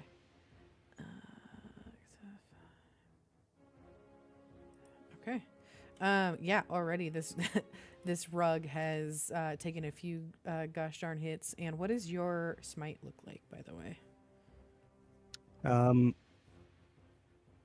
People are going to... The group is going to see as Adrius pulls out his sword. It's gonna like reach out his hand, and it's gonna like materialize in his hand, since it's his packed weapon, and it's going to light a pure silvery glow. And as it hits, it like leaves a trail of silver and kind of burns away. Love that. That's Some of the cool. from the smite, if you've ever seen or lit like threads on fire, it does seem like wherever this weapon kind of touched this rug of smothering, it left various scorch marks, and rather than like yellow flame, it's silver flame, as it seems to kind of sizzle out and burn. You can kind of like smell that weird plastic burnt hair smell upon the air. That's Adrius' turn. Do you move anywhere? It's kind of tight quarters. You could potentially move through Rowan if you wanted to. It did already take its attack of opportunity, so it does not have another reaction. He's probably going to move. Actually, he's probably just going to stay there. Okay. All right. Eliana, you hear the sound of like heavy cloth and probably going, and then just like sound of tearing and ripping, and various, whether it be like a knife down some thread to like bright shiny lights and some burning sensation coming from the room beyond. Would the door be open? It is. Okay. You look through the And door and you if- see this large carpet kind of menacingly wiggling itself as Aiden swats away some tassels. Oh, goodness gracious, you three. And she's gonna step like in the doorway, Mm-hmm. And since she has no weapon right now, since we've not had the chance to replace her quarterstaff, Mm-hmm. you're just gonna see her raise her hand, and a whip is going to come out as she's casting Thorn Whip. Oh, okay.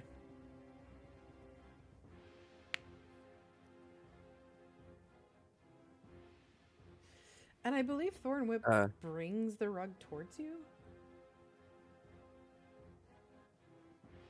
You can pull Yep, the you creature up to pull 10 feet closer to you. Do you pull the rug closer to No. you? Are you sure? Yes. Okay. Delivery.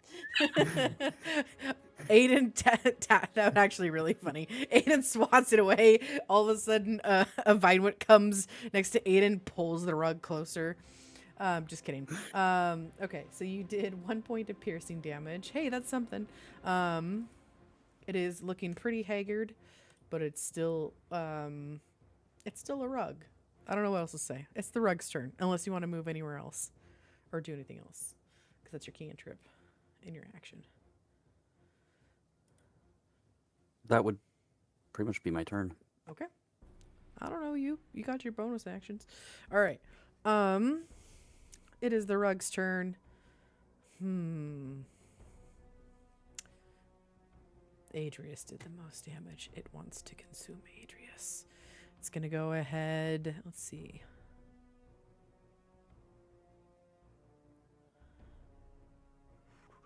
Yeah, it's just going to attack Adrius. Gosh darn it. Nope. Curses! All right. It's like trying to hold itself together as it rolls up a little bit to try and like create this maw to capture Adrius. And Adrius, you're just easily able to step to the side, bringing us to Rowan's turn.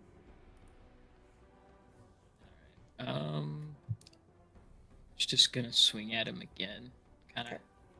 Now that he's kind of curled up, kind of swing towards the midsection of it. Okay. Ugh.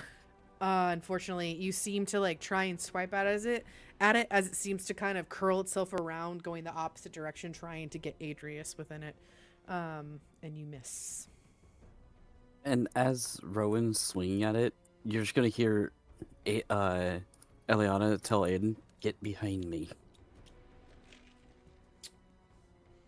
Okay. Eden, your turn.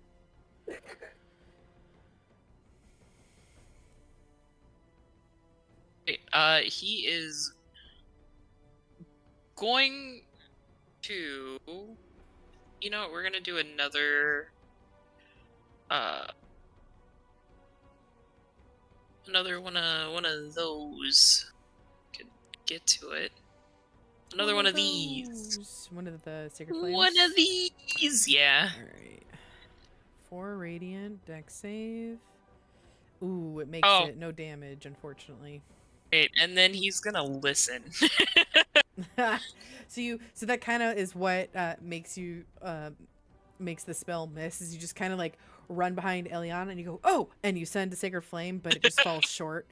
And it actually sets some of the trees on fire on the cartography table a little bit before it kind of snuffs out. But I just fire. Tiny little trees on fire briefly brings us to Adrius. Adrius is just going to take a slash at it. Okay.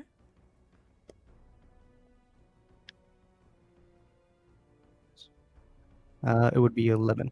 11 does not hit, unfortunately. It's a pretty beefy rug. Naturally. Naturally beefy. Do you want to do anything else? Um, Free action talk. You can no. move. He's going to stay there. All right, Eliana.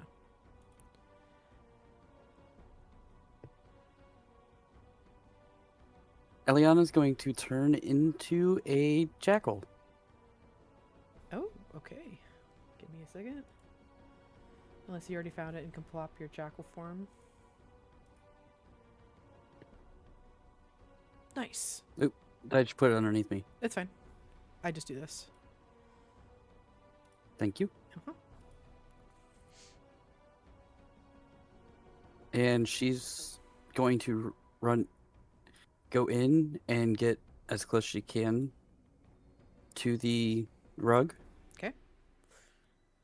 and she's going to bite at it. Okay, go ahead. 19 hits. Go ahead and roll damage. I'm trying to get the damage to pop up. You know, I realized I didn't go through each of those things and have it auto roll damage. Give me 1 second. That I'm going to add to my list for next week. Just go ahead and roll a d4 and we'll do -1.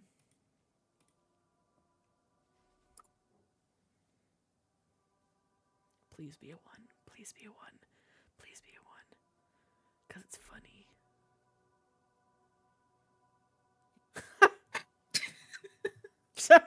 Sorry. I'm sorry. I should. Okay. Well, it already did the d4 plus. So you roll a 2 -1. You did 1 damage. This little tiny jackal. Which can you remind me, Eliana doesn't have any discerning features when she shifts, right? It's not like she has like No, specific the only eyes thing or- that you'd be able to tell would be she has freckles on her face. That'd be the closest thing. There's freckles on the jackal. This little freckled jackal runs up to the rug and just goes hang and sinks its teeth into like its bottom right foot ? Bottom tassel ? And you very clearly like leave like bite marks, and because you're not grappling it, you bite it and you let loose, and you can see very proudly that there's a little bit of damage done to it. It's your turn. Bringing us to the rug. It turns to you. And it's gonna try and smother the jackal. What's the jackal's AC?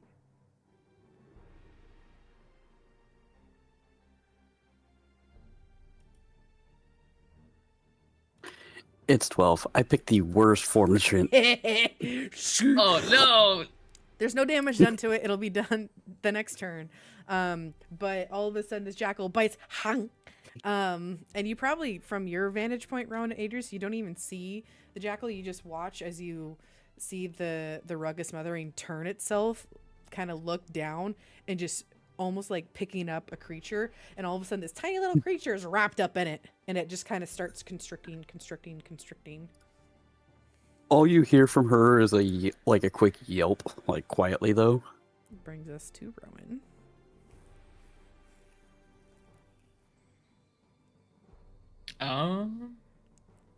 Yeah, I think he's just gonna swing again because I don't have any spells or anything. And I'm gonna roll and then wait, and then we'll see, and then I might use the inspiration that I have. Yeah, I'm gonna use inspiration, if that is okay. Mm-hmm. So, let's try this again. Mm-hmm. Fuck. So you're so worried, like you take your short sword and you're like, shit, my friend is in there, and you kind of freeze up, and then and you try and swipe and you fall a little short because you don't want to hit the jackal.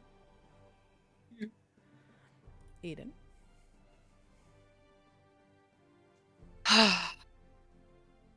Dang it, Eliana.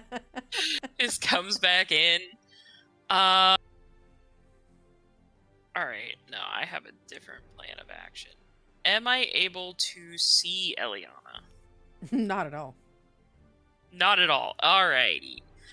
The rug is like literally wrapping in on itself. Despite being like cut up, you can't see any fluff or fur of Eliana.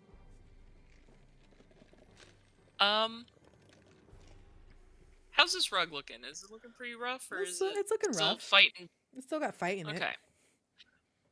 Still got fighting Give you it. all All right, the I'm 1, gonna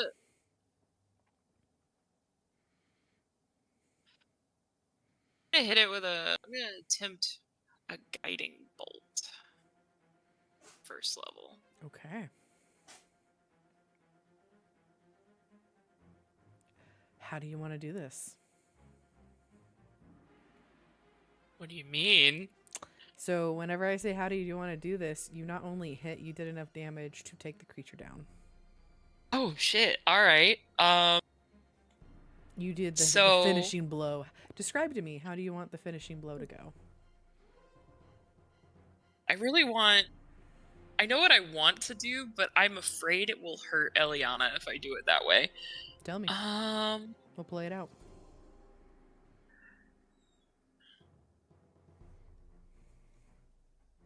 I'm just reading how it describes the spell. Give me a second. So it's described as like a streak of light, right? Mm-hmm. So it is less of a solid streak of light, and it's more like sparks, as if it's struggling to stay lit. But it does reach the rug, Mm-hmm. and then just kind of sparks like a flash as it hits the rug, like kind of a flashbang. Cute. And the flashbang kind of blasts out, and you can see now it actually burns a spot away to where it kind of flops on top of the table here, almost covering the map completely. And the hole that is created from the guiding bolt as the rug just naturally starting to like glow, because that's technically what the spell does, because you get whoever tries and hits it, if it was still up, would have advantage. Eliana, you're on your feet now, standing completely not prone or anything, just standing up, kind of in shock, having been within this smothered rug, and we drop out of combat.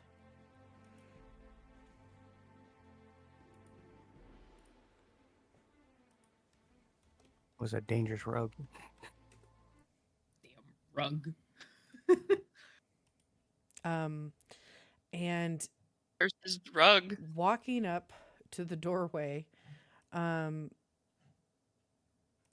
hear a soft voice go, "Adrius?"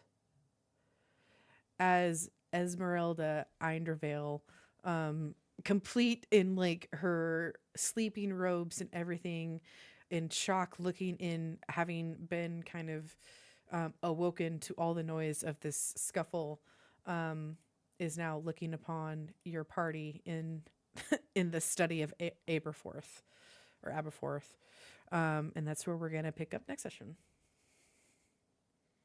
Oh shit. Love it. So much for being a lookout. Whoops. Well, I mean, in your defense, rug. If it weren't for the fight happening, we would have still been as lookouts.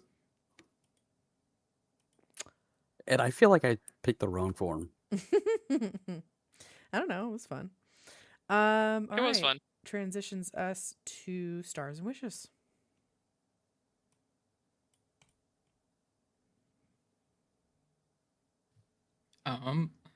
What's up? I say the stars would have been Aiden in that one. Oh. Yeah. Aiden had a lot of investigating going on throughout the entire thing. Tried. I think one of my favorite parts was trying to figure out the globe. Pretty good. I'm definitely gonna say I think my favorite part was a combination of trying to figure out the globe with the stupid booze, no booze, booze, no booze, booze, no booze. or honestly, us trying to figure out which tassel is a foot or if it's a tassel. Which way is up? Foot or tassel was I mean, pretty good. Yeah, which way is up? Just picture this, like, was the creature fighting you like as if it was doing a handstand the entire time? Maybe it could have been That's just doing wild. some real fancy kicks. Yeah, exactly. Parkour. Parkour. My thing would have been more like, besides the booze thing, when it took and picked Eliana up, if it had her upside down for part of it, or if she was held straight up in the air, like, hello. Yeah. Hello. And your wish?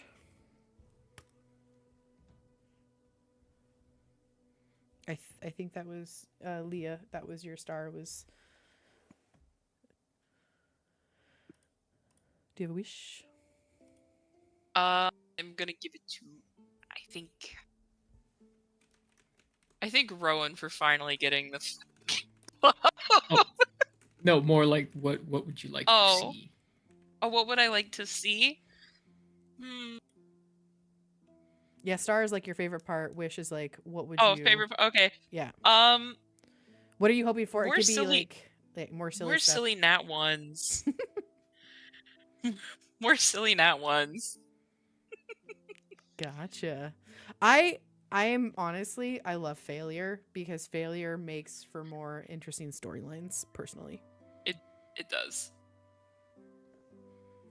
And you are fair with it. You don't like destroy us. No, nat one does We not mean fail. death. No. Nat one to me means complication. A fun complication. Yeah. But it's fun, exactly. Mm-hmm. All right, thank you for that. Next.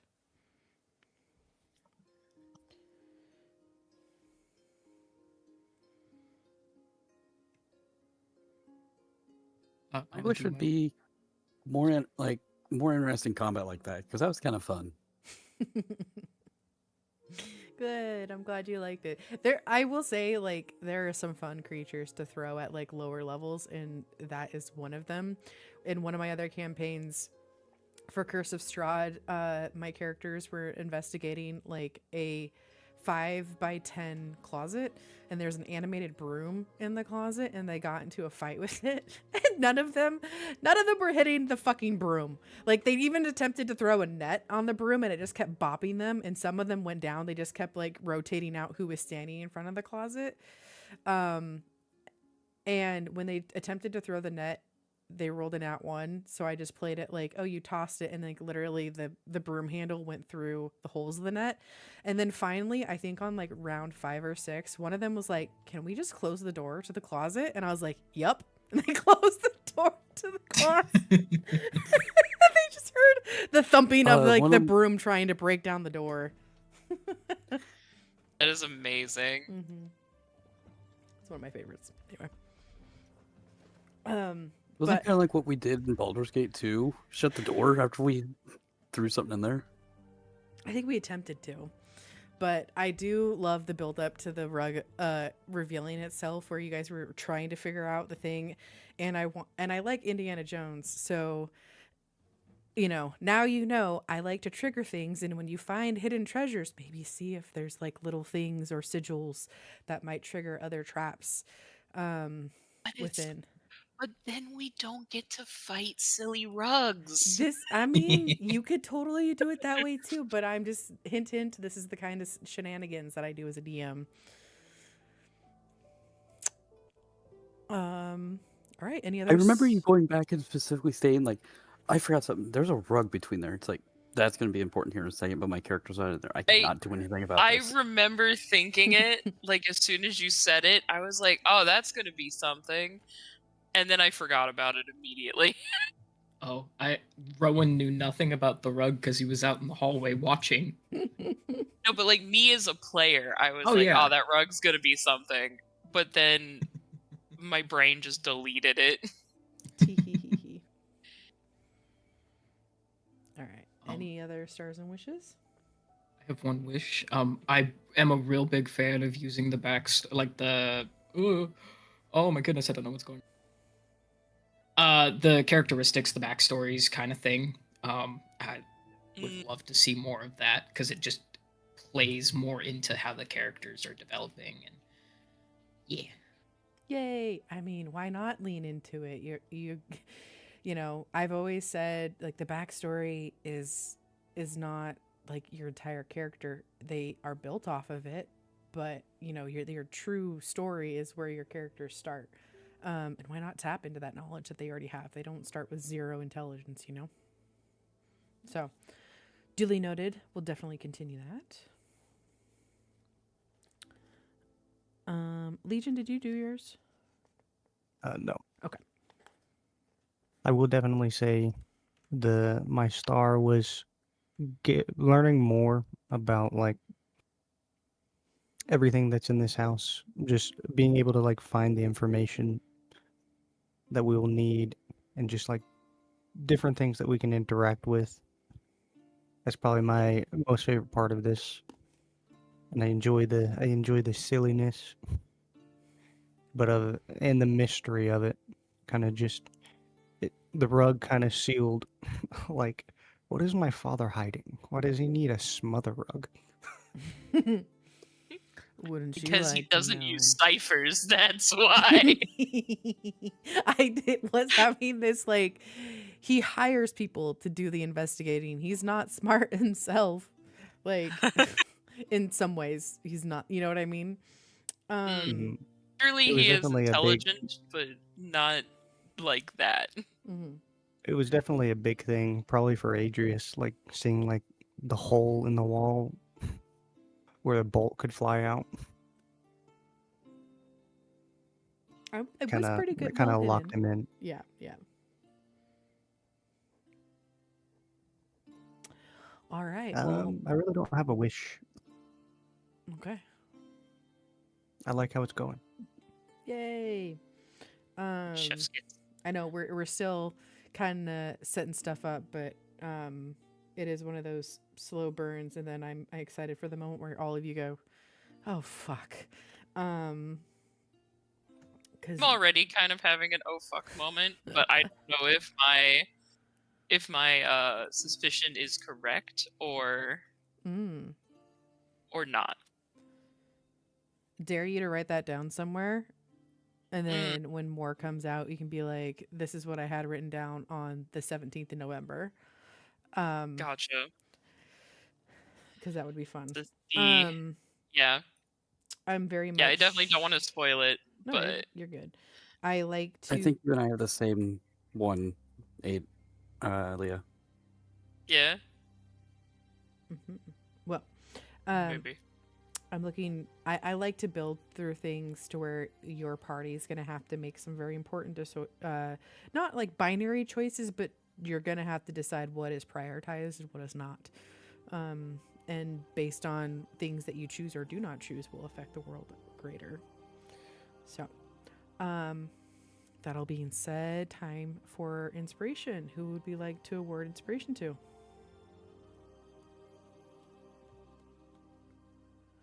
My vote's on Aiden. Yeah. Thank you. Yes, I agree with Aiden. All right. Eden, you have been bestowed inspiration. As a reminder, it will expire after one session. So, use it or lose it, my friend. One of you please remind me. Mark it down. I will on your try to character write sheet. it down. Mm-hmm. Oh yeah, that's right. There's a place for it. Mm-hmm. All right, let me put it in Mm-hmm. there. All right, same as last time. I'm gonna go ahead and wrap this up. We're gonna meet next Monday. Would you guys be okay just meeting at 7? Yeah. Okay, cool. That's sort of what I'm expecting at this point. Yeah, I was hoping for earlier, but it's just the reality of my job is not it, you know? So, yeah, especially when my commute is like almost an hour long. Bleh. All right, guys. Once more, this is not a sign that you have to leave now, but I'm going to go ahead and take my leave. You are lovely. Good job tonight, and I'll see you, honestly, probably soon, but I'm going to go ahead and close up my stream. Good night. Good night. All right, that's going to be it for me tonight. Short and sweet, to the point. Love it, love it. Especially for a weekly campaign. Thanks so much, everybody, for hanging out with me this evening. Hope you're having a good night. Hope you're having a good Monday. Please remember, be kind to yourself, drink water, and I'll see you folks next time. Good night.